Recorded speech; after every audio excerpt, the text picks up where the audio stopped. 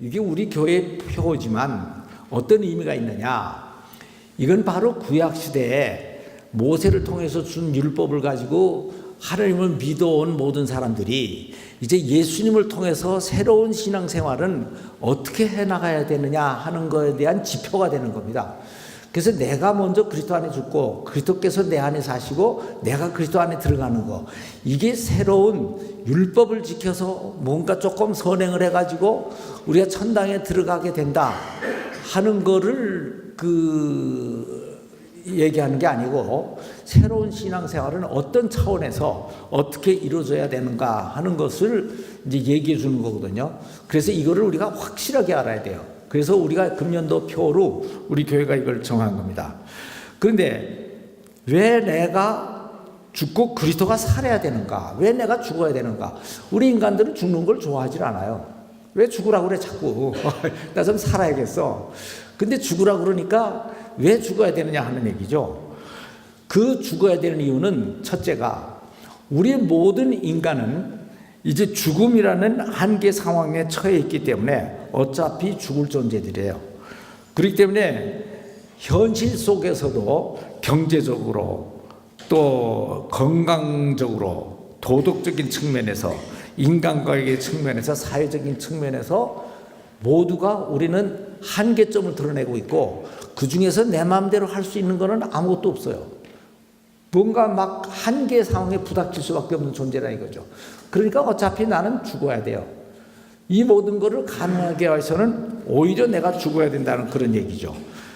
그리고 내가 두 번째, 내가 꼭 죽어야 되는 이유가 뭐냐면, 내 안에 그리스도께서 사실 수 있게 하기 위해서 내가 죽는 거예요. 하나님은 워낙 거룩하시고 깨끗하신 분이 돼서 내 마음에 나의 에고나 나의 욕심이나 그런 것들이 잔뜩 차 있으면 예수님이 일부러 그걸 막 들이쳐버리고 없애시고 그렇게 하고 우리 속에 들어오는 게 아니에요.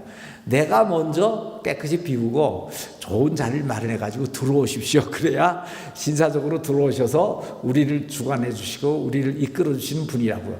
그러니까 예수님이 워낙 신사적인 분이 돼서 계시록에 보면 내가 문 밖에 서서 두드리노니 너희가 문을 열면 내가 내 안에 들어가서 너와 더불어 먹고 너와 더불어 마시고 같이 살 것이다 하고 얘기를 해요. 근데 어떤 화가가 우리 마음의 문을 딱 그려놓고 거기다가는 밖에는 손잡이가 없이 그려놨대요. 왜 그러냐? 밖에서는 예수님이 열지 않는다 이거죠. 안에서 열어줘야 들어가세요. 워낙 신사적인 분이 돼서 우리의 자유의지로 우리가 예수님께 우리를 바칠 때까지는 우리 안에 막 대문을 때려부시고 들어오거나 문을 확 열어 제끼고 들어오시고 이러시지는 않는다 이거죠. 그래서 우리는 예수님께 우리의 마음의 보좌를 내어 드려야 되는 겁니다. 그 다음에 그래서 갈라디아서에서 그 얘기를 한 거죠. 같이 한번 보십시다 우리가. 금년도 우리 교회 표. 그래서 이 말씀에 대한 확실한 이해를 하고 지나가야 되겠다 하는 얘기죠. 그래서 왜 내가 죽고 그리스도가 살아야 하는가? 인간은 모두 죽음이라는 한계상에 처했기 때문에 어차피 죽을 존재들이다. 그리고 현실 속에서도 경제적, 건강적, 도덕적 면에서 인간관계 면에서 사회적인 측면에서 심각한 한계성을 가지고 있다. 인간관계에서 힘든다는 건 뭔지 아세요? 부부도 잘 살고 같이 좀 행복하게 살아보고 싶은데 그 마음대로 돼요? 참 안 되죠. 왜 안 되는지. 서로가 네가 살아서 그렇다, 내가 살아서 그렇다, 그렇게 얘기하게 되는 거예요. 또 이 사회적으로도 좀 정치도 좀 잘 됐으면 좋겠는데 이것들이 만나 여야 갈려가지고 싸우고 지실속만 차리고 다 그렇게 되기 때문에 이게 마음대로 돼요? 엉망진창으로 돼요. 남북관계도 내 마음대로 안 돼요. 이걸 누가 와서 이걸 제대로 해결해 줄 수 있을 것이냐? 우리 힘으로는 안 된다 이거죠. 병이 들어요. 암 수술을 해야 된대요. 죽음이 앞으로 다가왔어요. 건강하게 살고 싶은데 밤낮 자리에 누워 있어야 돼요. 내 마음대로 안 돼요. 그래서 의사가 좀 도와주지만 그걸로 내가 해결되는 게 아니라 이거죠. 그리고 도덕적인 측면에서도 어떨 때는 내가 참 착한 것 같은데 보면 속에 참 꼬라지도 있고 욕심도 있고 참 이걸 어떻게 해서 없앨 수 있는가? 나를 그냥 아주 불살아버리면 없애버리면 없어질라나? 어떨 땐 그런 좌절감에 들어갈 때도 있다 하는 얘기죠.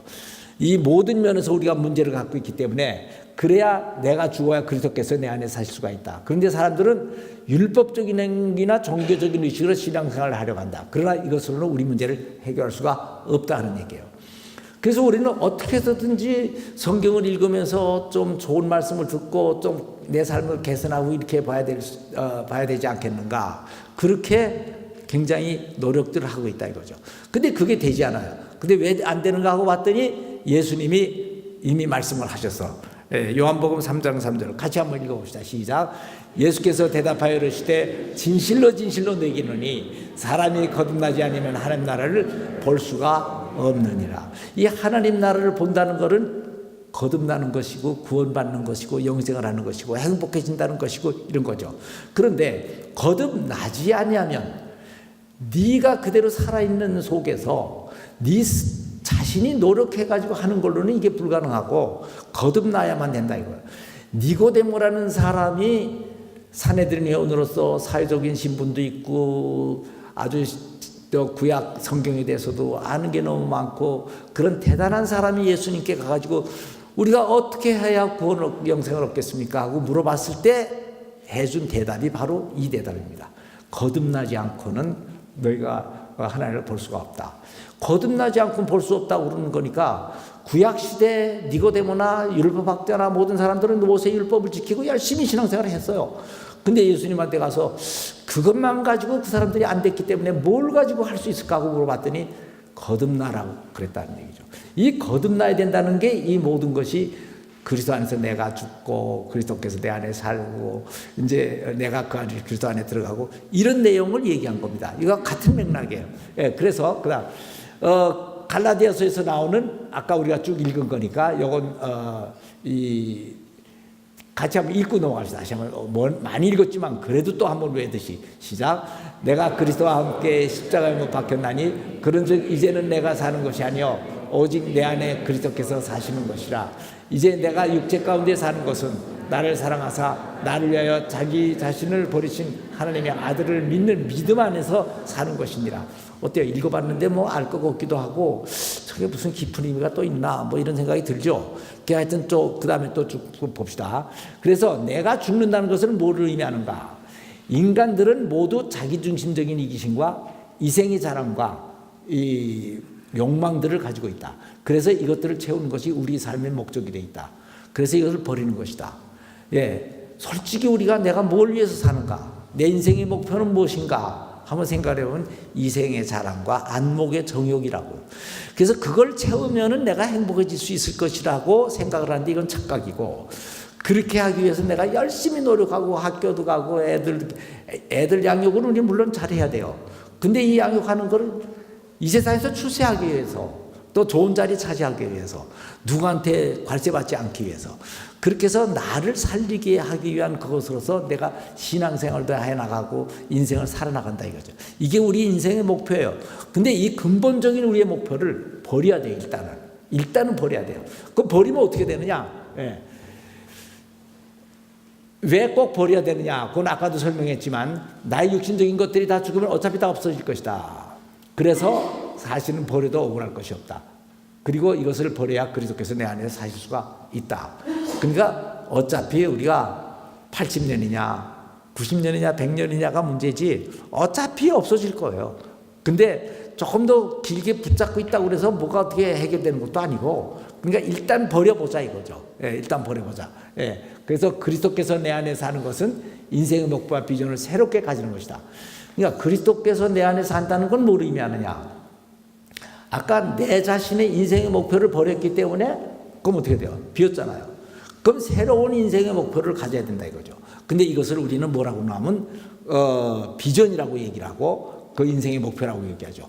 그래서 성경 말씀이 그러면 내 인생의 목표를 바꾸면 어떻게 되느냐? 성경 말씀이 내 삶의 방향이 되고, 예, 가라 그러면 가고 서라 그러면 서고 방향을 왼쪽으로 틀어라 그럼 왼쪽으로 틀어야 되고 이 성경 말씀이 내 방향이 되는 거예요. 그런가 하면은 그 성령이 내 삶의 능력이 된다 이거예요. 성령께서 내 삶의 능력. 그럼 방향을 이렇게 바꿨으면 가야 되는 거 아니에요. 제가 늘 그런 얘기를 잘합니다. 업그레이드 부부학교에 와가지고 우리가 모두가 잘 해결이 됐고 모든 게 다 잘 됐다. 그거는 뭐예요? 방향만 바꿨을 뿐이에요. 그 5주 동안에 뭘 하겠어요? 방향을 일로 가려고 그러다가 그게 틀렸구나. 이쪽으로 인생을 살아야겠구나. 부부관계는 이렇게 해야 되겠구나. 이렇게 바꾸는 거라 이거죠. 그러면 그 다음에 어떻게 돼요? 홈빌더를 통해서 가야 돼요. 근데 그 갈 때는 성령이 힘으로 능력, 에너지로 나를 도와주고 그 다음에 방향은 말씀이 예리한 검과 같아서 모든 거를 내가 골수를 쪼개고 그래가지고 내가 잘못 생각하는 거를 다 없애버리고 올바른 방향으로 갈 수 있게 해준다 이거죠.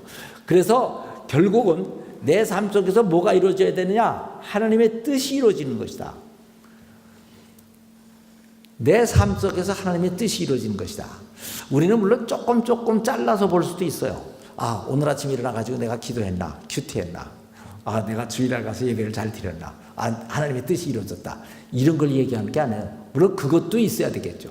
그렇지만 내 삶 전체를 쭉 놓고 봤을 때 그 속에서 무엇이 이루어졌는가? 우린 그래서 믿음의 선진들을 우리가 분석하면서 모든 믿음의 선조들이 그렇게 살았기 때문에 거기를 한번 분석해 보세요. 아브라함.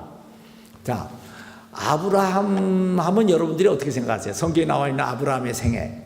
쭉 아브라함의 생애를 보면 그 속에서 하나님의 뜻이 이루어졌어요. 아브라함은 물론 갈대우르에 살다가 하란으로 갔다가 가나안으로 들어왔어요.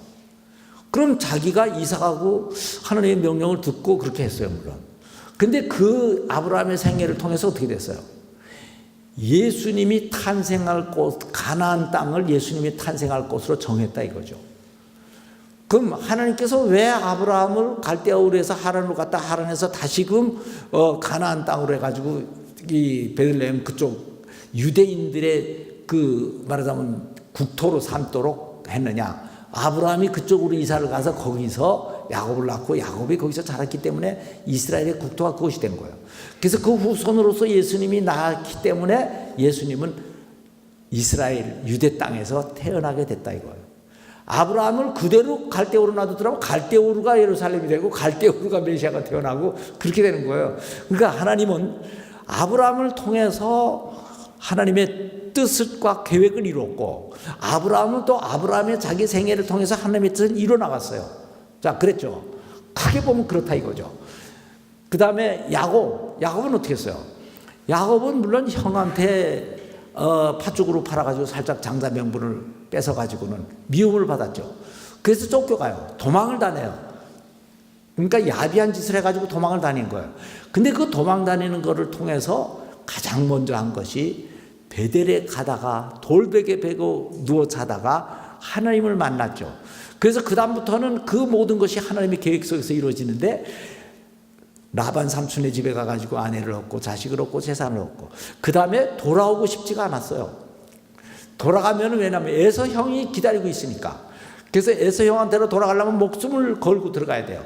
그럼에도 불구하고 돌아가야 된다고 그러니까 돌아가면서 가다가 자기 형이 사람들을 장정들을 데리고 나온다고 그러니까 자기를 잡아 죽이려는 줄 알고 도망가려고 그렇게 도망가지 못하고 할 수 없이 자기네 가족만 먼저 보내고 자기는 얌체같이 뒤로 남아가지고 혹시 우리 식구들이나 우리 재산이나 이거 손대면 난 아주 멀리 도망가서 살아야지.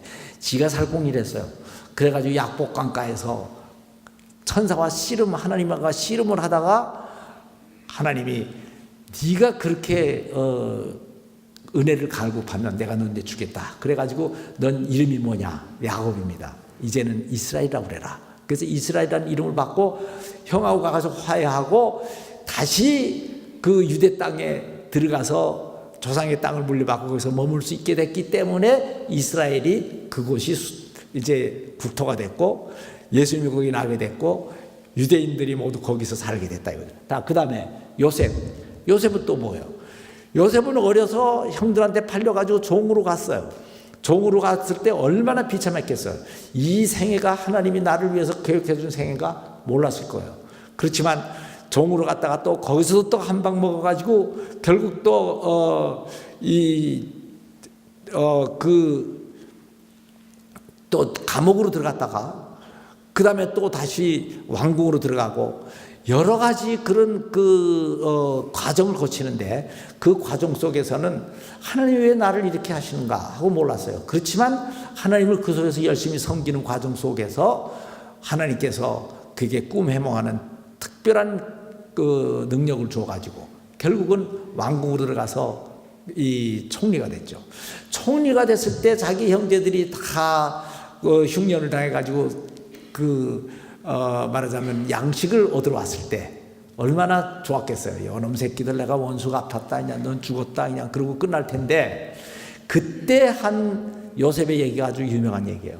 형들이요 나를 애굽에다 팔았다고 혹시 겁내지 마십시오.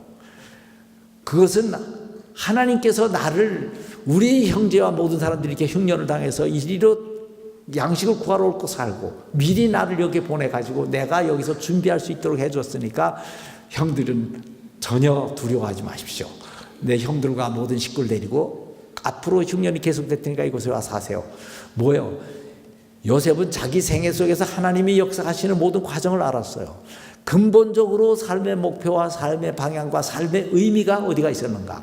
자, 그래서 그 다음에 모세, 다윗 뭐 다 그래요. 예. 모세도 궁중에서 있는 거 다 버리고 그냥 광야로 가서 40년 동안 있더니 그래가지고 자기 인생 끝나는 줄 알았더니 80세가 돼서야 하나님께서 애굽으로 들어가서 백성을 구하라고 그런 거 아니에요.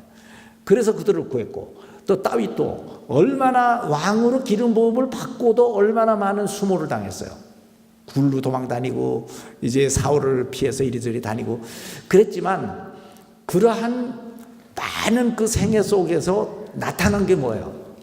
인간 속에서 역사하시고 일하시고 살아가시는 하나님을 그 속에서 우리가 발견한다 이거예요. 우리가 가만 보면 인간적인 인격은 뭐 별로인 것 같아요. 제가 사실 어떤 거 뭐 내가 여기서 아브라함, 야곱, 요셉, 모세 다 그 허물 집어내자 보면 뭐 별 볼일 없는 사람들일 수도 있다고요. 근데 성경이 이렇게 나오고 그렇게 훌륭한 것은 그들이 살아간 삶 모든 과정 속에서 하나님이 역사를 하셨고 하나님과 같이 갔고 하나님의 뜻을 그 속에서 이루는 것을 그들의 삶의 목표로 삼고 그 일을 이룬 인생이다 이거죠. 나는 우리 모든 성도들의 생애가 나와 마찬가지로 또 나도 그렇게 되고 여러분들 다 그렇게 되기를 간절히 바랍니다. 그렇게 돼야죠. 예. 그래서 겉으로 보면 자기 개인의 생활이 있었죠. 그렇지만 결과적으로는 이들의 성공과 실패, 거룩함과 타락, 기쁨과 슬픔 등의 모든 것들이 다 하나님의 뜻을 이루는 것으로 마무리가 되어지고 쌓여졌다는 얘기죠. 믿음의 사람이라는 건 뭐냐? 뭐 한두 가지를 선행을 하고 뭔가 조금 잘한다고 칭찬을 받고 이러는 게 아니에요.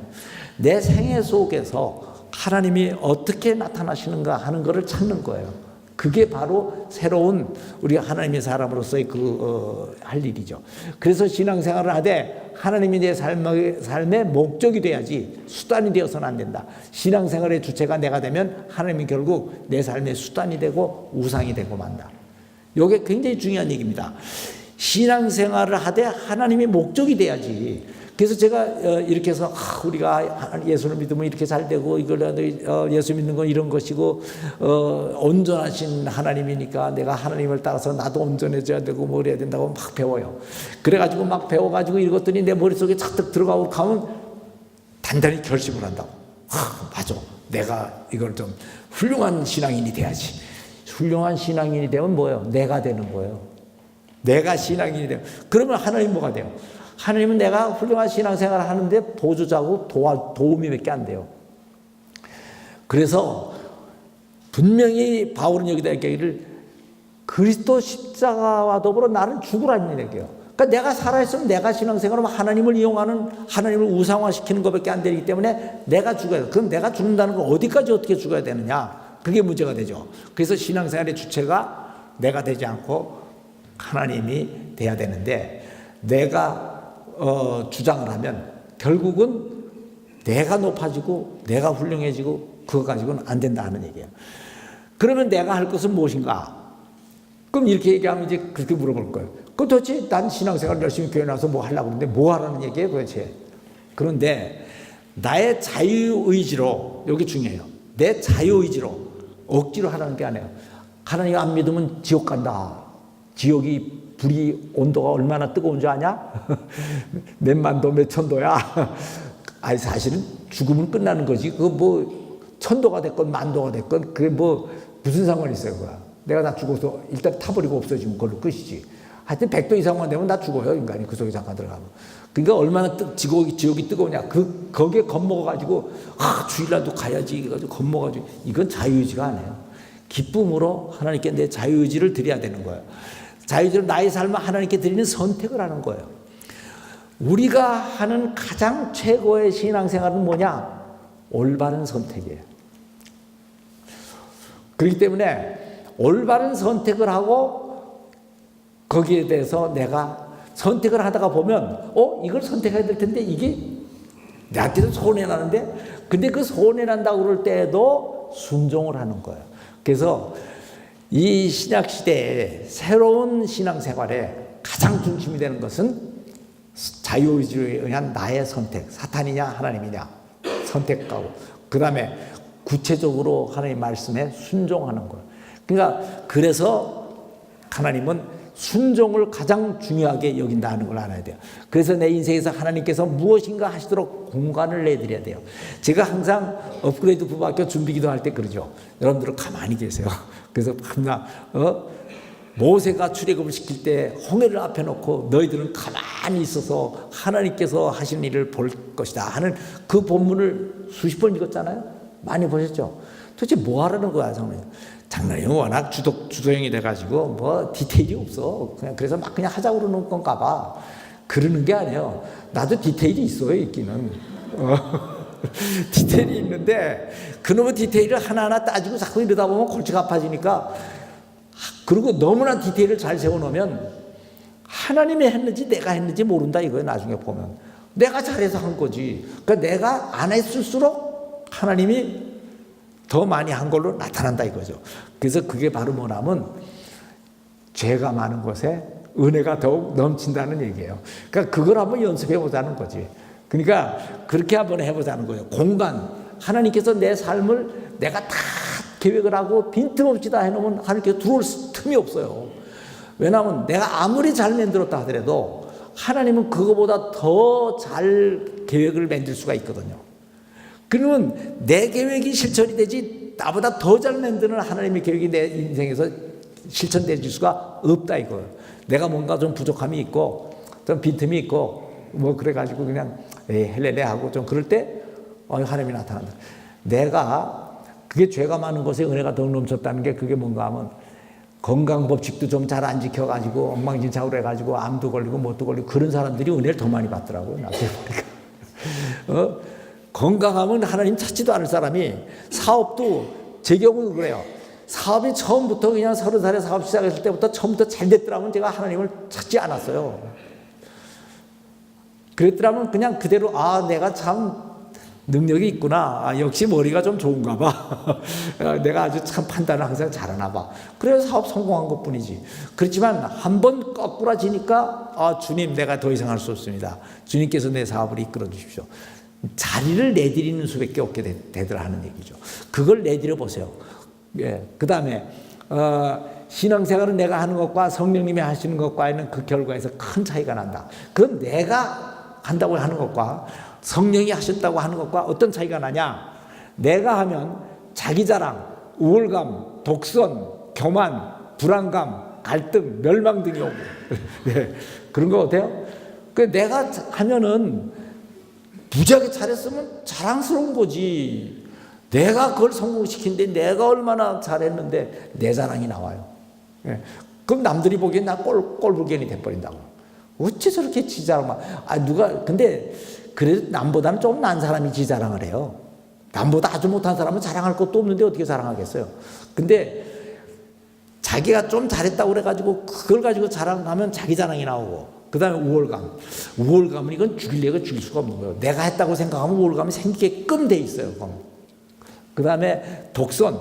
그냥 내가 잘났으니까 내가 독선은. 그 다음에 교만해요. 그 다음에 그렇게 하다 보니까 내가 다 하다 보니까 자기도 어쩌다가 실수를 하거든요. 그러니까 불안해요. 그 다음에 갈등이 와요. 그 다음에 멸망이 오고. 그 다음에 성령님이 하시면 어떻게 되냐? 감사와 겸손이 나와요. 주님 감사합니다. 내가 이렇게밖에 되지 못하는데 주님께서 나를 돌보셨습니다. 그 시편은 그렇기 때문에 모든 사람의 감사와 겸손과 찬양과 경배와 이런 것들이 나온다고. 그 다음에 순종이 나와요. 그 다음에 하나됨이 나오고 기쁨과 보람과 구원과 영생 등이 온다 이거죠. 이런 차이가 있는 거예요. 내가 하는 것과 성령님께서 하시게 하는 것과 이런 차이가 있으니까 그렇게 하라는 거죠. 그래서 도표를 한번 보시면은 이걸 알 수가 있어요. 육의 사람과 영의 사람. 보통 나누면은 육의 사람과 영의 사람을 나누죠. 근데 저는 오늘 여러분들에게 한 가지만 더 얘기하는데, 그냥 일반 교인이라는 그 구분을 또 하나를 더 뒀어요. 왜냐하면 우리는 육의 사람이었다가 하나님을 알고 일반 교인이 됐다가 그 다음에 영의 사람이 돼야 되니까. 근데 일반 교인은 어떻게 보면은 구약 시대에 모든 하나님을 믿는 유대인들이 일반 종교인들이에요. 그냥 하나님을 따르는 거예요. 율법적으로 내가 율법을 지켜요. 그러니까 그걸 지키려고 보다 보니까 도저히 안 되니까 그냥 좌절하고 그렇게 되는 거예요. 그렇지만 그렇기 때문에 메시아가 필요했고 예수님이 오셔서 너희가 거듭나라 그랬고, 너희는 십자가에서 죽고 바울이 가르친 대로 그리스도께서 내 안에 살고 내가 그리스도 안에 들어가면 모든 것이 해결된다 이거죠. 그래서 시편 1편을 보면요, 이런 게 있죠. 시편 1편을 보면은 복 있는 자는 악인의 꾀를 쫓지 아니며 오만한 자리에 앉지 아니하며 여호와 율법을 주야로 묵상하는 자로다. 이런 거는 그렇게 해야만 복이 온다는 게 아니에요. 복 있는 자는 이렇게 하더라 이거예요. 그냥 나는 그렇게 하나만 그냥 보기만 하면 돼요. 주야로 묵상하고 오만한 자리에 앉지 아니하면 복이 그 다음에 출세도 하고 돈도 왕창 벌리고 그렇게 된다는 얘기가 아니에요. 복 있는 사람은 이렇게 한다는 순서를 잘 보세요. 그리고 그 다음에 그래서 쭉 나온 것이, 그는 시냇가에 심은 나무가 철을 따라 열매를 맺으며 그 잎사귀가 마르지 아니한 같으니 그가 하는 모든 일이 다 형통하리로다. 그러니까 나중에 형통하다는 것만 보고 그 형통하는 방법이 뭐냐 그걸 자꾸 찾으려고 그러는데, 그러려고 그러지 말고 그냥 형통하게 되면 감사하세요. 그리고 악인은 그렇지 아니하니 오직 바람이 나는 겨와 같도다. 그러므로 악인들은 심판을 견디지 못하며 죄인들은 의인의 모임에 들지 못한도다. 무릇 의인들의 길은 여호와께서 인정하시나 악인들의 길은 망하리로다. 결국 그 결과는 똑같아요. 결과는 이 육의 사람과 일반인은 사망과 죽음이야. 최종 열매가 사망과 죽음. 그 다음에 영의 사람은 천국과 영생으로 우리가 마무리 짓죠. 근데 뭐가 또 다르냐? 요한복음 4장 24절, 예수님이 사마리아 여인을 만났을 때 뭐라고 그랬냐? 신령과 진정으로 예배할 때가 오나니 곧 이때라. 하나님의 영이시니 신령과 진정으로 예배할지니라. 이제 그 얘기예요. 그러니까 우리 인간 누구를 숭배하느냐? 그런데 육의 사람은 자기 숭배를 하죠. 그렇죠? 근데 일반 교인도 문제가 뭐냐면 자기 숭배를 한다 이거예요.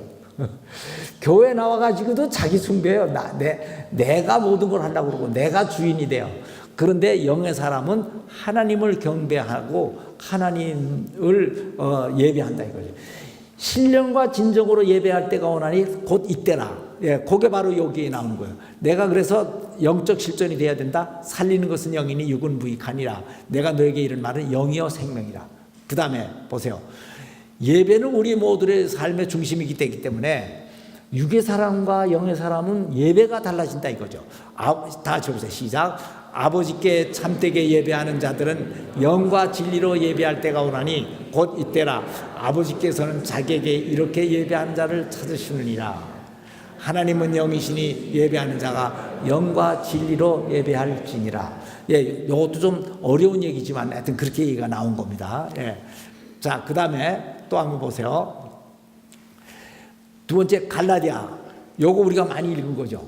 요거는 사탄의 유혹으로 살아가고 그 다음에 선악을 절충하는 거고, 영의 사람은 그리스도의 통치가 이루어지는 삶이에요. 그러니까 내가 십자가에서 그리스도와 함께 죽고 그랬으면 사탄의 유혹을 물리치고 내가 죽으면 그리스도가 통치한다 이거죠. 근데 내 안에 육의 사람은 그냥 세상적인 모든 사탄이 그대로 살아있어요. 그 다음에 이 선악을 이제 일반 교인은요, 그래도 성경 공부를 해가지고 그건 나쁜 거다, 남을 때리고 죽이면 안 된다, 뭐 이렇게 해가지고 예배도 드리는 거다, 헌금도 이렇게 내는 거다 해가지고 그걸 배웠어요. 그 지식으로는 머릿속에 있어요. 근데 그거를 내가 하는 거예요. 내가 하면은 나중에 주장이 나와. 하나님, 내가 이렇게 했는데 11조도 이렇게 냈고 예배도 이렇게 드렸고 그 내가 다 모든 삶을 내가 이렇게 하고 이렇게 했는데 왜 이거밖에 없습니까? 그러니까 항상 거기에 대한 불만이 생길 수가 있는 여지가 있다 이거죠. 그렇지만 사실 영의 사람은 그리스도가 통치해요. 그리스도가 통치하니까 그리스도께서 이렇게 하라고 그래서 내가 순종해서 했을 뿐인데 내 자랑이 뭐가 어디 나올 게 없잖아요. 그러니까 그렇게 이런 그 차이가 나고, 그 다음에 요한복음 3장 3절도 육신을 따르고 유익을 따라요. 그 일반 교인은 뭘 따르냐? 내가 판단해요. 아, 요게 유익하냐, 요게 선하냐. 심지어는 선과 악까지도 자기가 판단을 해요. 선과 악을. 그래서 내가 선을 내가 행했으니까 내가 선인이라고 생각한다고. 그러니까 그래 선인이 아니라 의인은 예수 그리스도께서 내 머리 위에 있는 것이 그 선인이라는 얘기죠. 그래서 영을 따르는 거예요. 근데 이 영은 누구의 영입니까? 제가 여기다 영을 따른다고 한 건 내 영이에요. 내 영이 내 안에서 살아난 거예요. 거듭 태어났기 때문에 살아난 거예요. 자, 여기는 영이 없어요. 육신을 따라요. 그 다음에 유익을 따라요. 그럼 내 속에 유익하냐, 불이익하냐, 선하냐, 악하냐, 이걸 판단하는 그거는 있는데 영이 있는 게 아니에요. 근데 영이 들어오면 영의를 따르면은 그 영은 하나님과 교통을 해요. 항상. 하나님은 영이시기 때문에 우리하고 주파수가 맞는 거는 우리의 영이 살아나야 우리의 영과 하나님의 영이 교통을 하지, 내 속에 있는 영이 살아나지 않으면 하나님이 아무리 성경에 이런 말씀 저런 말씀해도 내 마음속에 찡 하는 게 오지 않는다 이거죠. 우리가 영이 살아나면 여러분들이 성경을 읽을 때 별로 읽지도 않으면 그거 잘 알 수도 없지. 그러니까 읽을 때 언젠가는 찡하고 온다고. 아, 이 말씀이 이거. 그래서 가만 보면 그렇게 많이 읽었는데 그냥 그렇게 할 때도 아무 소리 안 하다가 어느 날 자기가 그거 보더니 그 말씀이 오늘 와 닿네요. 때에 따라서, 상황에 따라서 항상 성경 말씀이 나한테 와서 닿고 내 영에게 뭔가를 지시래요. 그럴 때 그 영을 기쁘게 순종해서 따르면 자연스럽게 신앙생활이 되고 열매가 맺힌다 이거죠. 그 다음에 그렇게 할 때 로마서 12장 1절 2절 요거는 요건 한번 꼭 읽어봐야 돼요. 여기에서 우리 몸을 산제사로 드려라. 요건 뭐예요? 형제들아, 내가 하나님 모든 자를 권하니 너희 몸 안에 기뻐하는 거룩한 산제사로 드리라. 이것이 너희가 드릴 영적 예배니라. 영으로 예배하라고 그랬는데 우리 몸을 산제사로 드리라는 거예요. 그러니까 참 묘하죠? 제물은 어떻게 돼요? 드릴 때 죽여야 돼요? 살려야 돼요? 죽여야 되지. 피를 흘리고 제물은 죽여야 제단에 바치는 거예요. 살아있는 것 같다는 포덕포덕 거리가 안 돼. 그러니까 내 몸을 산제사로 드리라. 근데 또 산제사래. 죽은 몸인데 죽으라고 그래놓고 도로 살았어. 어떻게 살아요? 삶이 살아야 돼요. 그러니까 내 육신과 이 모든 거는 죽고 삶이 살아야 돼요. 그거 뭐냐면 세대를 본받지 않아야 되고 오직 마음을 새롭게 해야 돼요. 그럼 살았어요. 변화를 받아 하나님이 선하시고 기뻐하시고 온전하신 뜻이 무엇인 가 분별하도록 하라. 그러니까 그 뜻이 뭔가 분별하도록 하라는 게 뭔가 하면 너희 삶의 목적이 하나님이 기뻐하시는 것이 무엇인지 그걸 분석하고 이해하도록 해라 이거예요. 그래가지고 그것을 내 것으로 삼아라 그 얘기예요. 그러니까 분별하도록 하라.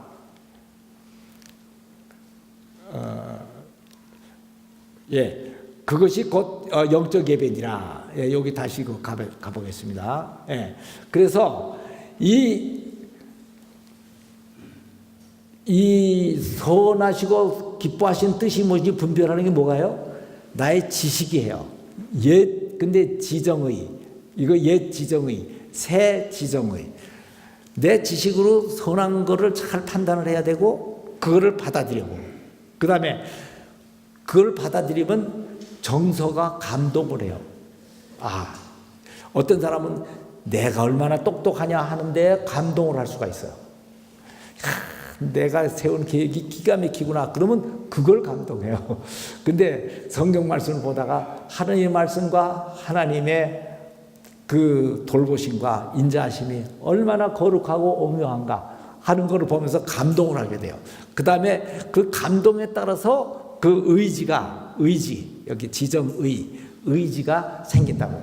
그러니까 내가 불 속이라도 뛰어들어도 하나님이 날 살릴 거야 하는 다니엘과 같은 결단이 나올 수가 있는 거고, 내가 고향과 친척과 아비의 집을 떠나라고 그랬는데도 떠나면 손해가 날 것 같으니까 안 떠나면 좋겠는데, 그래도 아버지의 뜻이 생각나기 때문에 떠나라고 하면 순종을 해가지고 의지를 가지고 떠나게 되고, 그러니까 하나님 말씀에 대한 올바른 지식을 가져야 되고, 그 다음에 그 지식이 들어오면 감동할 정도의 그 느낌과 감동이 일어나야 되고, 그 감동이 있으면 그 다음에 내가 그렇게 해야지 하는 굳은 결심을 하게 되는 것으로서 삶을 산다 이거죠.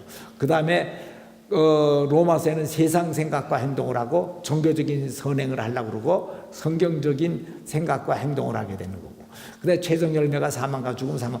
일반 교인과 육의 사람은 똑같아요. 마지막에 결국은 열심히 교회를 나왔다가 나중에 결국은 하나님을 만나지 못하고 그렇게 되는 사람이죠. 근데 영의 사람은 이 다 해가지고 말씀과 행동과 모든 것이 다 확실해져 가지고 하나님을 뵙게 되는 거라고 생각하면 될 겁니다. 예, 그래서 우리는 이제 신앙생활을 하되, 지금 보니까 우리는 다 육의 사람에서 일반 교인까지 됐어요. 그 일반 교인까지 됐으니까 우리 오늘의 교회에서는 이제는 교회 나와가지고 그냥 내가 뭔가 신앙생활하고 이렇게 애쓰지 말고, 나를 그냥 십자가에 그냥 그리스도와 함께 죽고 그리스도께서 내 안에, 내가 그리스도 안에 들어가서 하는 거, 그거를 금년 한 해 동안 열심히 연습하고 열심히 훈련하고 그래가지고 편하고 자유스럽게 기쁨으로 신앙생활을 아주 자연스럽게 해나가면 좋겠다 하는 그런 얘기예요. 그런데 내가 신앙생활을 하는 것과 성령이 하시는 것과 뭐가 차이가 나냐? 제가 그래서 이런 생각을 해봤어요. 수영을 하는데 내가 힘으로 하는 겁니까? 물이 부력으로 수영을 하게 합니까? 내가 수영하려고 그러면, 수영할 줄 모르는 사람 들어가가지고 수영하라고 그러면 막 포덕포덕해가지고 막 나오려고 그냥 막, 그러니까 물을 더 먹어요. 밑으로 깔아앉아요 그냥. 그런데 오히려 수영 잘하는 사람은 힘 빼. 몸에 힘을 빼라고 그래요. 몸에 힘을 빼면 가만히 이러고 있으면, 사실은 가만히 있어 보니까 이쪽까지는 이렇게 거꾸로 배역을 해서 이렇게 나오면 여기까지 조금 떠요. 그냥 살짝 이렇게 하면 그냥 뜬다고요. 그러면은 그 다음에 살살 가면 돼요. 그러면 물의 부력을 이용해 가지고 얼마든지 내가 수영을 잘하는데, 그러면 수영을 네 힘으로 네가 잘했냐? 아니면은 물이 나를 띄워줘 가지고 물에게 대해서 감사하냐? 성령이 물이라고 생각하고 이제 우리의 힘을 내 자라고 생각을 해보면 똑같은 얘기겠지만, 물론 물 부력도 있어야 되고 나도 움직여야 돼요. 둘 다 그래야 되지만, 주체가 51%가 성령이 돼야 되고 49%가 내가 죽어야 된다 이거예요. 그러면서 내가 성령을 받아들이고, 우리는 51%면 충분히 대통령까지 돼요. 그러니까 예수님을 51%만 영접하고 받아들이면 예수님은 거기 들어와서 사시다가 나 100%를 다 예수님으로 채워주시는 거니까, 그렇게 맡기는, 내 안에 내가 사는 것이 아니고 그리스도께서 산다는 그 말이 뭔가 이해하면서 그렇게 신앙생활 할 수 있게 되기를 바랍니다. 자, 기도합시다. 하나님 감사합니다. 저희가 오늘 이제 구약시대의 어려운 율법적인 신앙생활보다는 어떻게 주님을 받아들이고 기쁨으로 영적으로 저희가 신앙생활 할 수 있겠나 하는 것들을 저희가 오늘 배웠습니다. 이제 나 자신을 십자가에 못 박아 죽이고 오히려 그리스도께서 내 안에 살게 하시고, 또 내가 그리스도 안에 들어가서 그리스도와 더불어 동행하는 그런 아름다운 신앙생활을 할 수 있도록 우리 모든 성도들에게 성령 충만하게 하시고, 이제 거듭나의 확신을 가지게 하시고 영으로 충만하게 부어 넣어 주시옵기를 간절히 바라며 예수 그리스도 이름으로 기도합니다. 아멘.